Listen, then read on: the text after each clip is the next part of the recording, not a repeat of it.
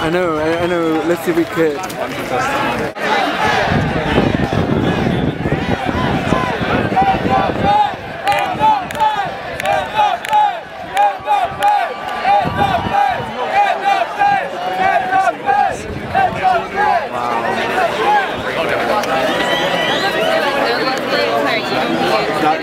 Oh, I think he's here in his little Tahoe.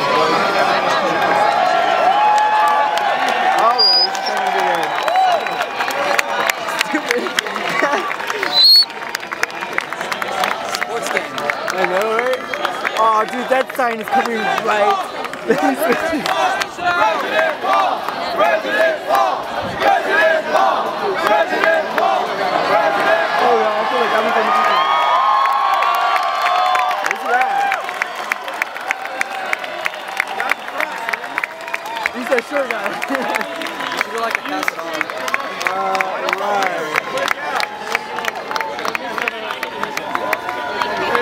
I got a good spot right here, dude. Can you see? Can you see that? I'm like, I got a good spot right here. Oh yeah. Are you gonna film or just take pictures? I'm gonna film the first part. Hey, tell them like put the sign down, pass it on. Yeah, can you tell them put the sign down, pass it on? Camera people or the newspaper people saying it back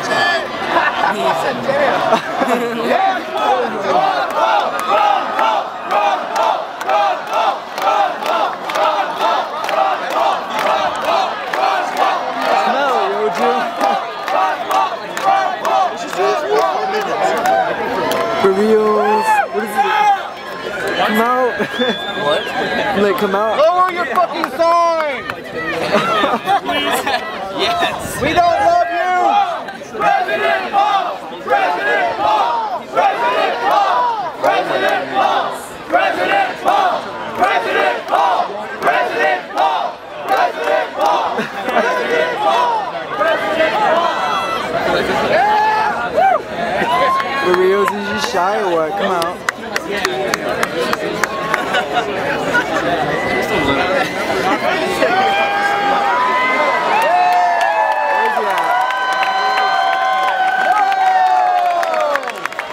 Is this a joke? Where is he? What if you put it on? Lower your sign!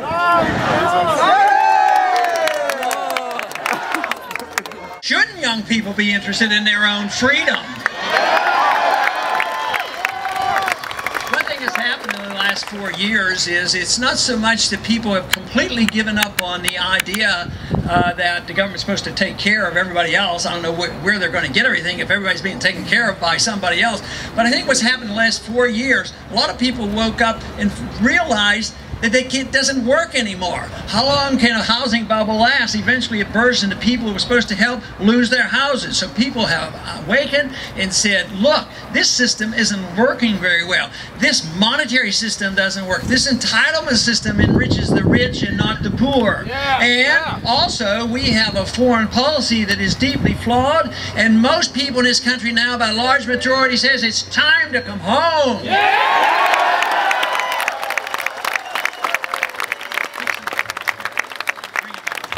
Changes coming, and then there's a big difference in these last 4 years.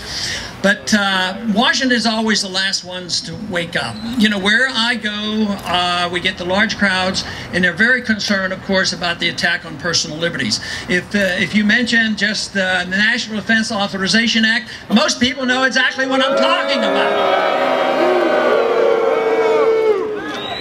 And then, of course, we've been talking a lot about the bill that they want to use to regulate the internet. The CISPA is the bill we're working on now. We were able to stop, the Stop Online Piracy Act because people rallied. But guess what? The bad news is our noise and our voices weren't quite loud enough because they went in the House today and overwhelmingly passed that new bill called CISPA. Which means that that's just one more bill we're going to have to repeal whenever we get the chance.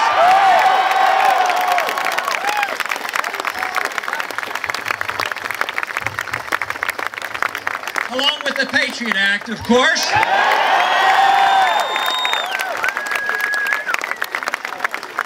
course, the National Defense Authorization Act, that's an atrocious piece of legislation. That's the one that legalizes, with concurrence with the Congress, for the U.S. military to arrest American citizens that are only suspect, and put them arrested by the military and put them in prison, and no attorney authorized, in secrecy. That bill should be very high on the list for repeal as well.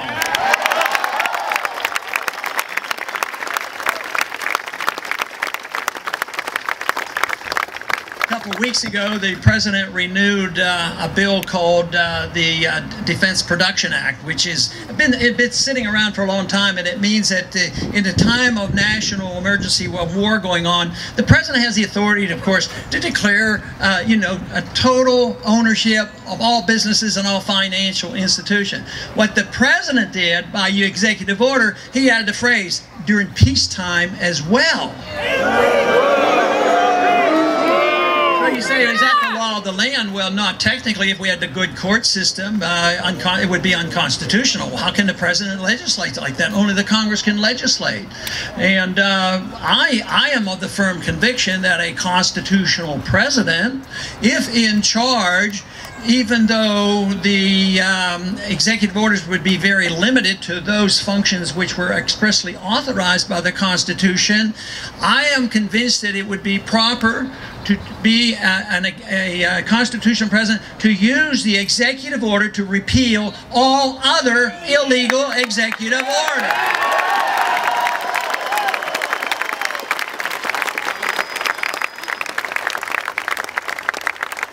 The attack on civil liberties have been rather severe, because it is the principle of liberty you have to deal with. So if you're dealing with your personal lives and how you want to run your life, your ownership of your own lives, as well as your economic liberty and the foreign policy and monetary policy, it really boils down to the principle of what Jefferson started off with: our inalienable rights, our rights to our life and our liberty, and the right to pursue our happiness, and it is being God-given, given to us not by our government but by our Creator.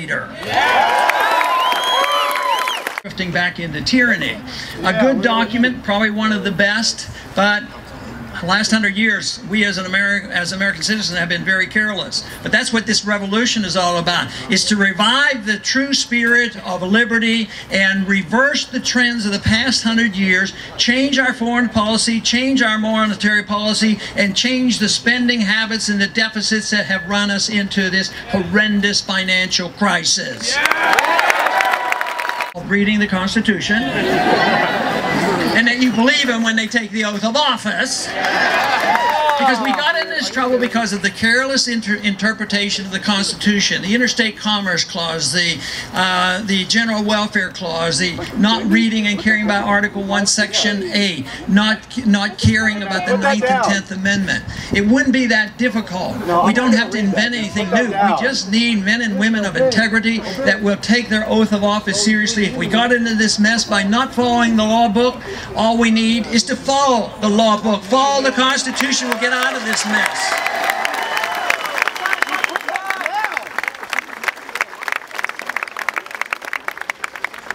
Since World War II, we have been in numerous wars, almost constant wars. Not one single war has been declared since World War II. So simply, why don't we follow the law and say that the people, through their representatives in Congress, are the only ones who are allowed to declare war? And if we had that provision, had that been followed, we would have fought no wars since World War II. Think how much wealthier this country would be.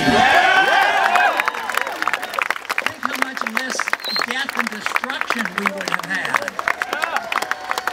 Even if you took just the past 10 years, our national debt has been pushed up $4 trillion because of all the wars going on in the Middle East. And what are the politicians talking about today? Democrats and Republicans. They're overly anxious to start the next one, going into Syria and going to Iran. I say, no more wars. Get out of the wars and come home.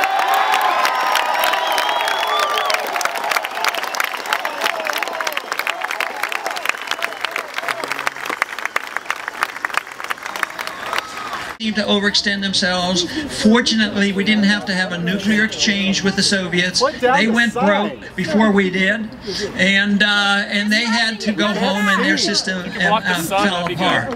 I was in the military in the 1960s for 5 years. I was drafted during the Cuban crisis, and believe me, if we can stand up to the Soviets, who had 30,000 nuclear weapons, don't you think we could stand up and not be intimidated and act so frightened by a country that has no nuclear weapons, and maybe we'll never get a nuclear weapons, and we want to go to war against a country like that? It makes no sense at all.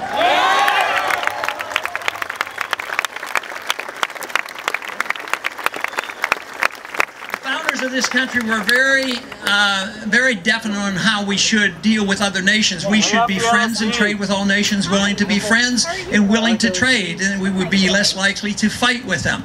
A good suggestion would be, the Cold War is over, why don't we talk and trade with Cuba? Other countries are doing it. We're doing it with China now, and they've sort of wised up of the whole thing. We're in debt. We owe it to China. China saves their money. We're over there wasting lives and wasting monies throughout the Middle East and Africa. Guess what? China's taking our dollars that they earn from us, and they're investing them over there in minerals and natural resources and oil. So I would say that it would be a much better way. How about the old-fashioned capital way of being a productive nation and let people invest freely and cooperatively, rather than assuming a mercantilistic attitude that we have to go over, invade countries to protect our oil? Makes no sense. Very first bill that they pushed right after 9/11, within weeks, it was passed. If they had called that bill Repeal the Fourth Amendment Act, maybe it wouldn't have been passed so easily. So when we repeal that bill, we won't call it Repeal the Patriot Act. We're going to say restore the Fourth Amendment Act is what we want.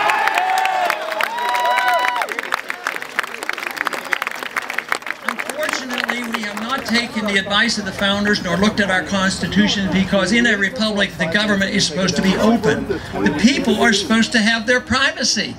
The government is supposed to, if anything, protect our privacy.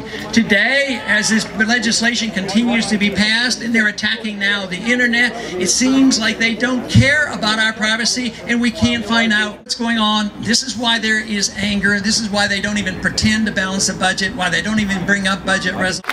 The Federal Reserve has served the interest of the... That sign is not affecting you guys. Could not have runaway entitlement spent. People want to use their liberties in different ways, but it is not confrontational if we all get together.